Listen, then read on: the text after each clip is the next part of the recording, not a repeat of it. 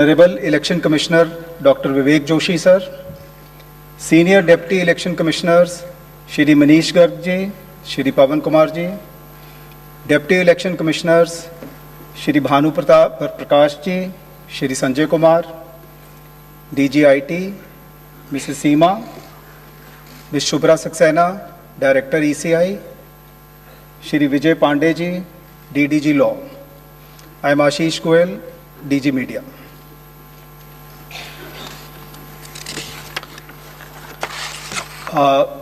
As always, the format of our PC would be, we'll start with the address by the Honorable Chief Election Commissioner, which will be followed by a presentation, that will be followed by a question answer session. Sir.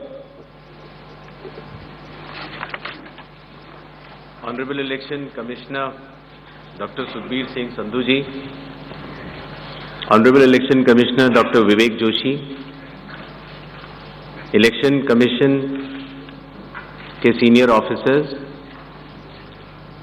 Media के हमारे साथी और आपके माध्यम से जुड़े हुए इस देश के सभी मतदाता, आप सबको नमस्कार। आज हम सब स्पेशल इंटेंसिव रिवीजन के दूसरे चरण के रोल आउट के संबंध में आयोजित इस प्रेस कॉन्फ्रेंस में उपस्थित हैं। मैं आप सभी का हार्दिक स्वागत करता हूं। सबसे पहले मैं लोक आस्था और सूर्य उपासना के महापर्व छठ पूजा के इस पावन अवसर पर बिहार के सभी मतदाताओं को हार्दिक शुभकामनाएं देता हूं। आज अस्ताचलगामी भगवान भास्कर को अर्घ्य देने के शुभ दिन पर मैं बिहार के 7.5 करोड़ मतदाताओं को विशेष रूप से नमन करता हूं, जिन्होंने निर्वाचन आयोग पर अटूट विश्वास जताया है और एसआईआर में पूर्ण भागीदारी निभाई और अब इस चुनाव में मतदान करने के लिए उत्साहित है। बिहार में एसआईआर के सफल संचालन के बाद आयोग ने देश के सभी 36 मुख्य निर्वाचन अधिकारियों के साथ 2 महत्वपूर्ण सम्मेलन आयोजित किए। इन बैठकों में एसआईआर से संबंधित अनुभवों, तकनीकी प्रगति और भविष्य की दिशा निर्देशों पर भी व्यापक चर्चा की गई। पिछले एसआईआर की मतदाता सूची से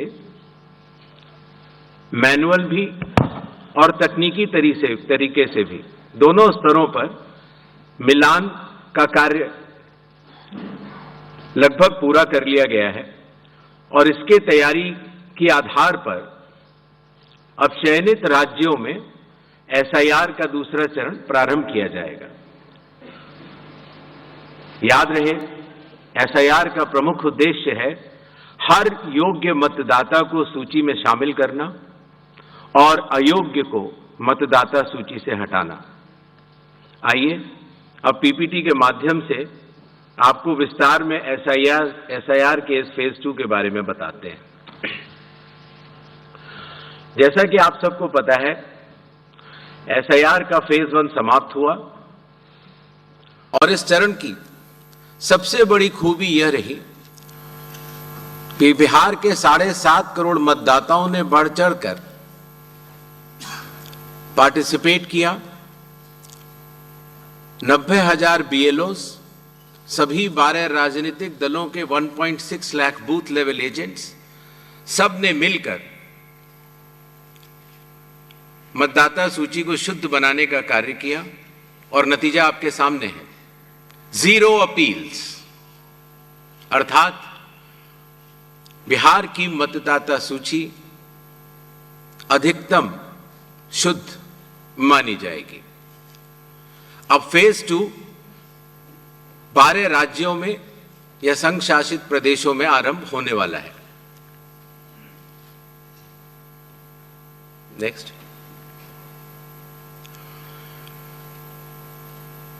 किसी भी मतदाता के लिए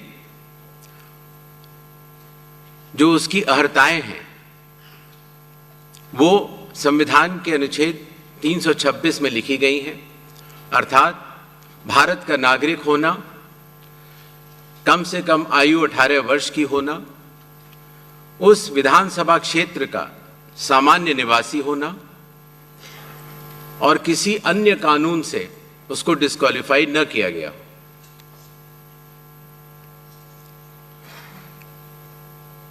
एसआईआर की आवश्यकता के बारे में काफी चर्चा हो चुकी है, लेकिन फिर भी चुनाव आयोग एक बार आपको बताना चाहेगा कि चुनावी कानून के तहत हर चुनाव से पहले इलेक्टोरल रोल का रिवीजन आवश्यक है, और या जब भी चुनाव आयोग आवश्यकता अनुसार निर्धारित करे।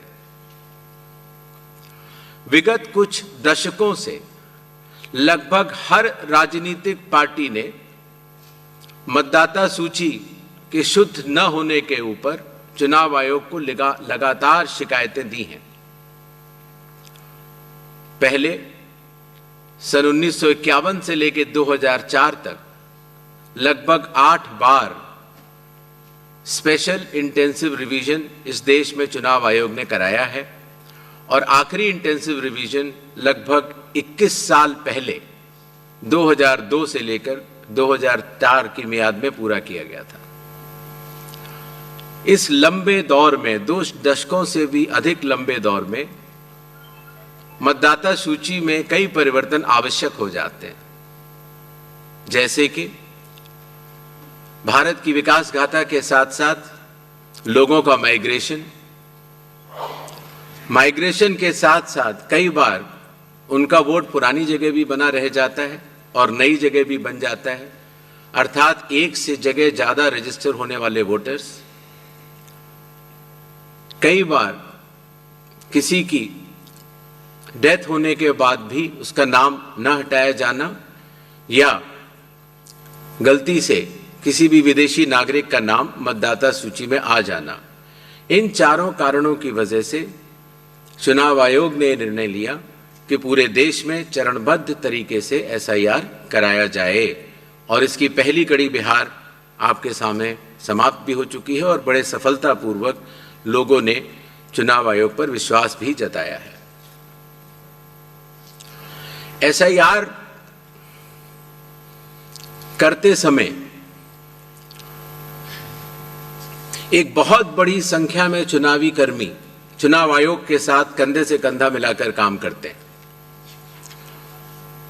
आपको पता होगा कि लगभग हर 1000 वोटर के ऊपर एक पोलिंग स्टेशन औसत तौर पर हो जाता है। हर पोलिंग स्टेशन पर एक सरकारी कर्मचारी बूथ लेवल ऑफिसर के तौर पर कार्य करता है। एक विधानसभा क्षेत्र में 300 या 400 के बीच में लगभग पोलिंग स्टेशंस होते हैं, और हर विधानसभा क्षेत्र में एक इलेक्टोरल रजिस्ट्रेशन ऑफिसर होते हैं। वो भी सरकारी कर्मचारी होते हैं और एसडीएम के स्तर के होते हैं, और उनके अंडर में ये सारे बीएलओस कार्य करते हैं। इलेक्टोरल रजिस्ट्रेशन ऑफिसर को सहायता करने के लिए assistant electoral officer registration officers भी होते हैं, जो कि लगभग हर तहसील में एक या उससे अधिक होते हैं। ईआरओ एक सब डिविजनल मजिस्ट्रेट के लेवल का अधिकारी होता है, जिसकी कानूनी जिम्मेदारी होती है कि वो मतदाता सूची ड्राफ्ट तैयार करे, जनमानस से मिले हुए क्लेम्स एंड ऑब्जेक्शंस को रिसीव करे और उनके ऊपर एक निर्णय ले, और उसके बाद एक फाइनल मतदाता सूची प्रकाशित करे। ईआरओ के इस निर्णय के बाद, अर्थात फाइनल मतदाता सूची प्रकाशित करने के बाद, अगर किसी भी सिटीजन ऑफ इंडिया को,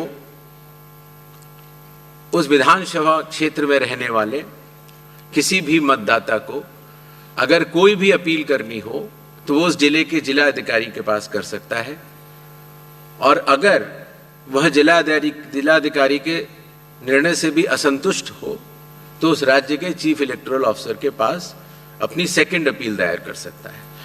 यह मैं इसलिए आपको बता रहा हूं कि बिहार में सभी राजनीतिक दलों के साथ मिलकर जब एसआईआर हुआ, उसके बाद जो जिला मजिस्ट्रेट्स के पास अपील आई 38 जिलों में, वह शून्य थी। अर्थात ईआरओ और इलेक्टर्स ने मिलकर और बूथ लेवल एजेंट्स ने मिलकर बहुत ही अच्छा काम किया।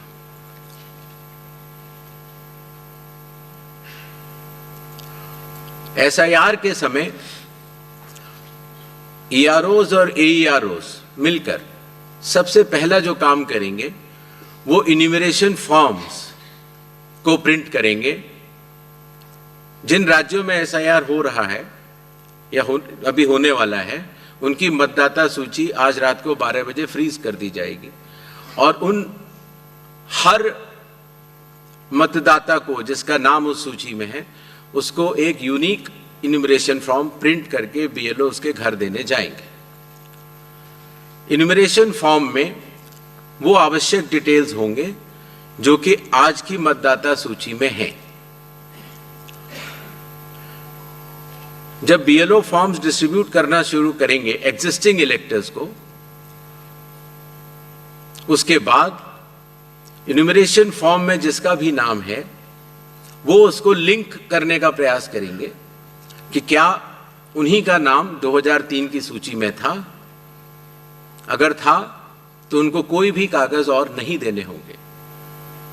इसी तरीके से अगर उनका नाम स्वयं नहीं था और उनके पिताजी या माताजी का नाम था तो भी उनको कोई और कागज नहीं देने होंगे। तो ये लिंकिंग और मैचिंग, बिहार जब हमने एसआईआर किया था तो सिर्फ बिहार की अवेलेबल थी और आज पूरे देश की 2002 से 4 में हुए एसआईआर की मतदाता सूची जो लिंक दिया गया है voters.eci.gov.in पर कोई भी देख सकता है और इस मैचिंग को स्वयं भी कर सकता है। बीएलओज, बूथ लेवल ऑफिसर्स एसआईआर की प्रमुख कड़ी होते हैं। जब वो घर जाते हैं तो कई बार ऐसा भी हो सकता है कि किसी और व्यक्ति की उम्र उस घर में 18 साल के ऊपर की हो गई हो, तो हाथ की हाथ उसी समय वो उनका फॉर्म 6 भी भरवा लेंगे और डिक्लेरेशन भी ले लेंगे और उसकी मैचिंग और लिंकिंग भी पुराने एसआईआर से कर लेंगे। कई बार हमारे मतदाता अगर पढ़ने या लिखने में उनको दिक्कत है तो बूथ लेवल ऑफिसर उनको इन्यूमरेशन फॉर्म भरने में मदद भी करेगा और मदद करने के बाद इस तरह के सारे इन्यूमरेशन फॉर्म्स मैचिंग और लिंकिंग करने के बाद वो ईआरओ और एईआरओ को जमा करेगा।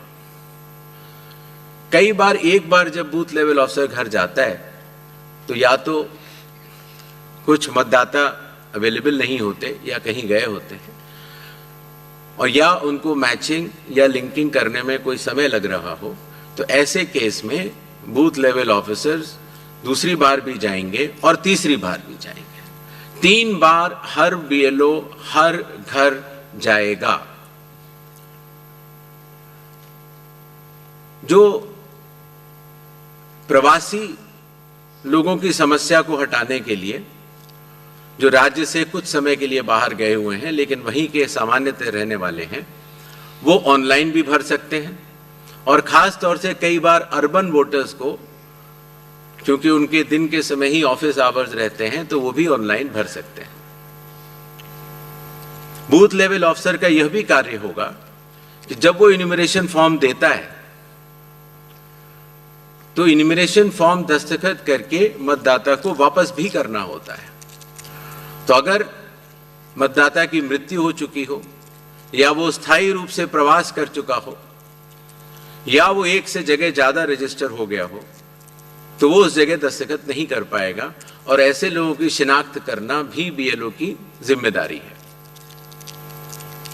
एक बात मैं फिर कहना चाहता हूं कि जो मतगणना, वो इन्यूमरेशन फॉर्म की जो फेज होगी उसमें किसी भी व्यक्ति से किसी और कागज की आवश्यकता नहीं होगी, बस उन्हें अपनी मैचिंग या लिंकिंग दिखानी होगी कि 2003 में किसके साथ है। नेक्स्ट। सारे फॉर्म्स मिलने के बाद ईआरओ और एईआरओ ड्राफ्ट सूची प्रकाशित करेंगे। ड्राफ्ट सूची में उन्हीं मतदाताओं का नाम होगा जिनके इन्यूमरेशन फॉर्म्स वापस मिल गए हैं। जिन मतदाताओं की मैचिंग या लिंकिंग नहीं हो पा रही है, 2003 में कहां थे, 2003 में आपके माता पिता भी नहीं थे या कोई भी नहीं था, ऐसे लोगों को भले ही उनका इन्यूमरेशन फॉर्म मिल गया हो, लेकिन नोटिस जारी करेगा ईआरओ और एईआरओ, और नोटिस जारी करने के बाद फिर वो उनकी एलिजिबिलिटी डिसाइड करेगा इंक्लूड करने के लिए या एक्सक्लूड करने के लिए बेस्ड ऑन इंडिकेटिव डॉक्यूमेंट्स, जो मैं आगे बताऊंगा।